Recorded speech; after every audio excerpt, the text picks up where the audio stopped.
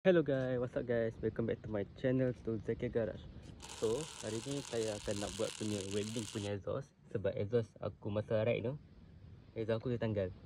So, dia belah sini.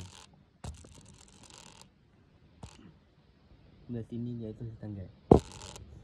And then, bila aku bawa tu, aku dengar punya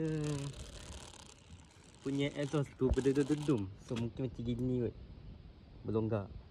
So hari ni kita akan welding punya atas benda ni, punya batang ni letak ke body. Alright, so let's go guys. So mari kita akan start.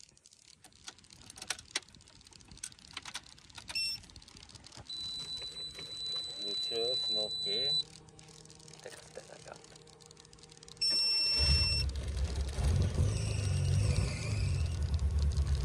Alright, so kita akan parking depan rumah aku. Ini kita akan welding.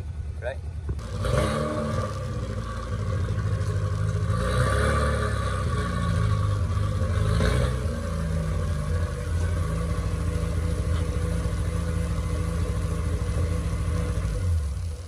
So inilah punya model untuk welding.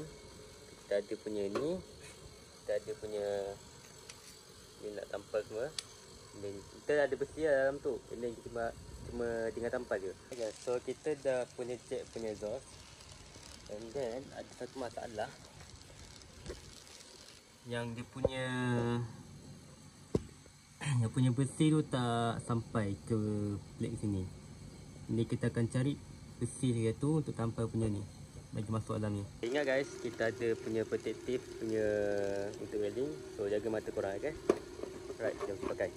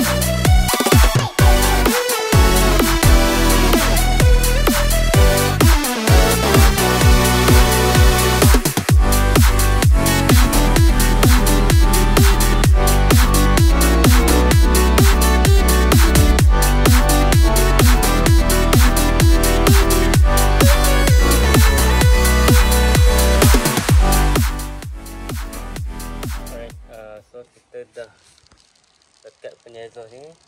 So tak goyang lagi, InsyaAllah boleh.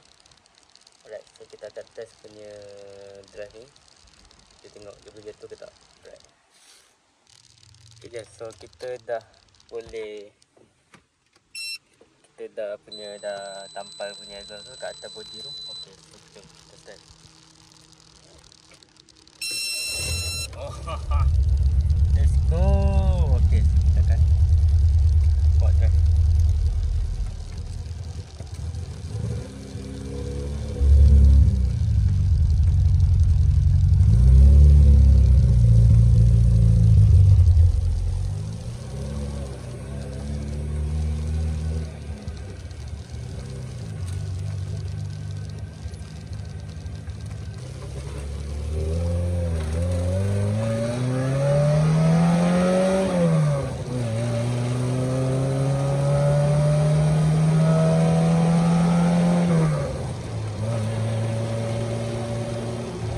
Lepas tu tak ada goyang, ada yang goyang. Dia punya tak punya exhaust tu dalam jantau ni, dia punya apa. Right, lepas tu pun dia berjaya sampai. Jadi sekarang ni saya akan memproject video ni Toyota K70 dari YouTube aku. So ini dah part 1. Ada banyak benda kita nak buat dalam kereta ni. Tak tukar meter lagi, tukar punya interior lagi dekat sini. So bila aku nak pasang-pasang semua bagi cantik kereta ni. Alright guys, so kita dah sampai punya exhaust.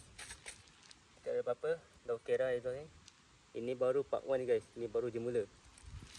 Okay guys, by the way jangan lupa like, subscribe dan share guys. Alright, So ini baru je sampai sini. So nanti kita akan buat punya video lain. Right. Ni baru je mula guys.